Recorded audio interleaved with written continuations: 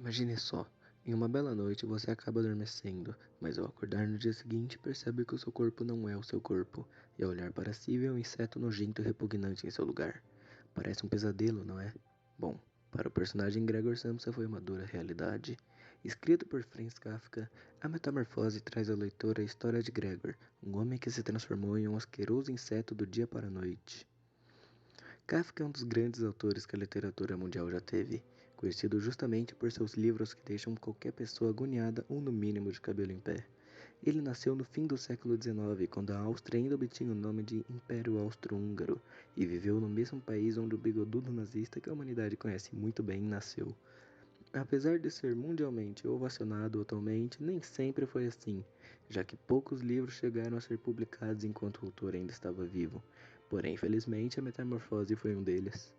E bom, quando se pensa em Kafka, pode-se esperar o pior, o que é bom dependendo do ponto de vista, e nisso ele não decepciona. O turbilhão de interpretações, sensações e críticas sociais que esse livro abre é imenso, fazendo o leitor sair para fora da caixinha. Por isso, apegue-se aos detalhes, pois os mínimos levam ao questionamento do real ou não real contido na história.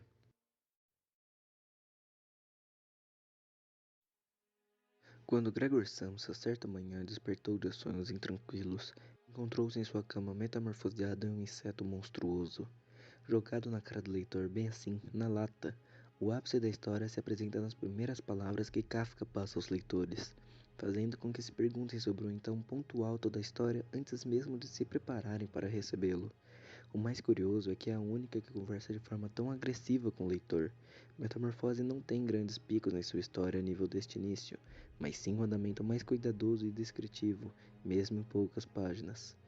A família de Gregor, ao vê-lo metamorfoseado, reage de maneira estranha, fazendo o leitor se questionar sobre o que realmente está acontecendo e se aquilo é de fato real. Cá entre nós, quem não sairia borrando as calças ao ver um inseto gigante?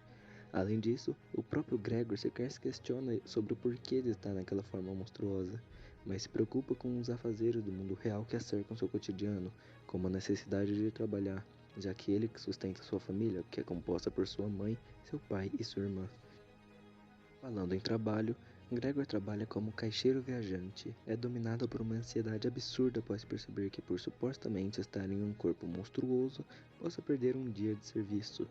O livro descreve como um funcionário exemplar sem uma única falta, mas isso não foi suficiente para evitar que seu chefe fosse até sua casa ver o que estava acontecendo, sentindo sua ausência em minutos de seu atraso. A cobrança de seus pais e sua irmã a cercam na mesma preocupação de seu chefe. Gregor precisa trabalhar, já que todos são dependentes.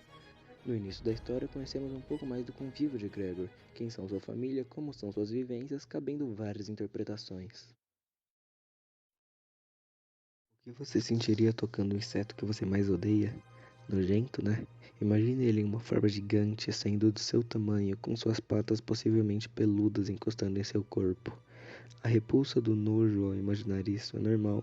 Insetos, por ordem natural, podem ser nossos pesadelos, desde o pernilongo em seu ouvido toda noite até uma aranha gigante que pula. Pensando nisso, é normal pensar que a família de Gregor tenha se assustado, ficado com medo, nojo, receio e sem reconhecer quem estava à sua frente. Greta, irmã de Gregor, tentou ir contra o sentimento mais irracional do ser humano, o medo. No início levava alimentos para Gregor, conseguindo até ter o mínimo, mas mesmo nas espreitas, aquele novo viver animalesco de Gregor não só trazia o medo, como retirava a liberdade das pessoas ao seu redor. O nojo não só passou a ser físico, mas transformado em raiva e desprezo por um animal peçonhento, maldito, que se transformou e sugou tudo ao seu redor, prendendo-os em cativeiros como se os animais fossem eles, enfatizando sua raiva como se tivesse direito sobre isso. Gregor não passou a ser só um monstruoso inseto gigante, mas uma praga que deveria ser morta antes que matasse o prazer de viver de todos ao seu redor. Bom, dá pra imaginar o que se passava na mente deles, né? Levados pelo costume de serem independentes de Gregor, e tudo isso se acabar num piscar de olhos, e o pior, vê-lo em uma forma não humana sugando tudo o que eles tinham, porém sem enxergar o que tinham sugado de Gregor. O grande foco de Gregor em trabalho, trabalho e mais trabalho não veio do nada. Afinal, por que ele se preocuparia em virar um monstro quando o dinheiro era o que o mantinha vivo? Mas não só vivo, mas útil para sua família. Gregor não repudiava ser um maldito inseto, mas sim a ideia de ser o parasita que sugava tudo de sua família.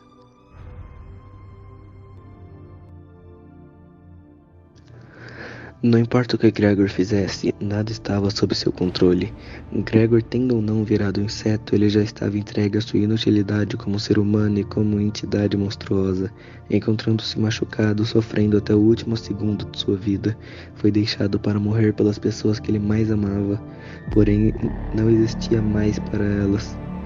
Ele não passava de uma memória que se foi e estava sugando tudo deles. Não existe um vilão ou mocinho nessa história, mas sim a necessidade humana de buscar sua sobrevivência, mesmo que seja destruindo outra espécie ou seus semelhantes. O mundo faz com que dois sejam vítimas de um sistema falho. E saindo dos clichês e concluindo a história, a absurda história kafkiana da transformação de Gregor Samsa em um inseto pouco importa. Ele foi esmagado como qualquer inseto por quem ele protegeu a vida toda, agonizando em suas feridas até a reunião de suas patinhas.